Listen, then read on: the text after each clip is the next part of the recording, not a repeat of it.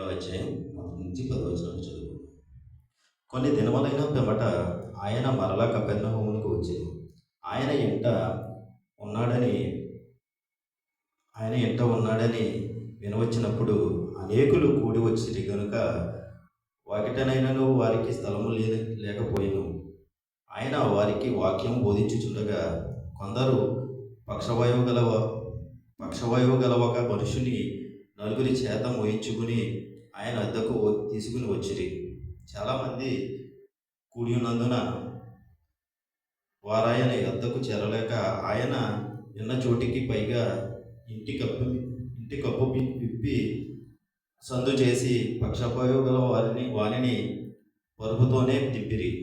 యేసు వారి విశ్వాసం చూసి, కుమారుడా, నీ పాపములు క్షమింపబడి ఉన్నవని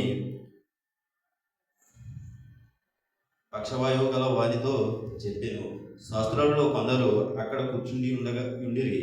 వారు, ఇతను ఇట్లెందుకు చెప్పుచున్నాడు దేవదోషణ చేయుచున్నాడు కదా, దేవుడొక్కడే తప్ప పాపమును క్షమింపగలవాడెవడని తమ హృదయములలో ఆలోచించుకునిరి.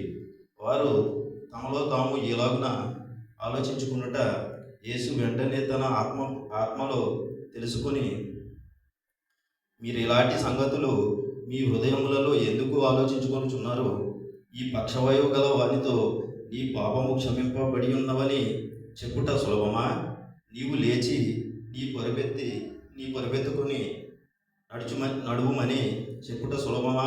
అయితే పాపము క్షమించుట భూమి మీద మనుష్య కుమారునికి అధికారము కలదని మీరు తెలుసుకునవలనని వారితో చెప్పి, పక్షవాయువు గలవారిని చూచి, నీవు లేచి నీ పొరుపెత్తుకొని ఇంటికి పొమ్మని నీతో చెప్పుచున్నానెను.